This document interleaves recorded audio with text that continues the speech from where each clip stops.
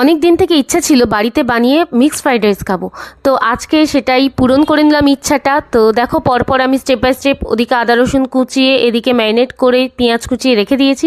আর এখানে দুটো ডিম ফেটিয়ে একটু গোলমরিচ গুঁড়ো আর একটু নুন দিয়ে ভালো করে ফেটিয়ে নিয়ে কড়াই দিয়ে ভালো করে সেটাকেও ভেজে নিয়েছি। আর তারপরে দিয়ে দিয়েছি চিকেনটা ভেজে নিয়ে, তারপর ডিমটা পরপর ভেজে নিয়ে, তারপরে আমি চিংড়িটা তো ভাজার পরে আমি এবারে পরপর রসুন কুচি, আদা কুচি, লঙ্কা কুচি আর তারপর পেঁয়াজ কুচি দিয়ে, তারপরে আমার যে আনাজগুলো ছিল সেই আনাজগুলো দিয়ে ভালো করে ভেজে নিয়ে ভাত দিয়ে তার উপরে দিয়ে দিয়েছি চিকেন, এগ আর তোমার হচ্ছে চিংড়িটা দিয়ে, তারপর সোয়া সস আর ভিনিগার দিয়ে, গোলমরিচ দিয়ে, একটু চিনি দিয়ে ভালো করে মিশিয়ে তারপর নামিয়ে নিলাম, নিয়ে সার্ভ করে দিলাম।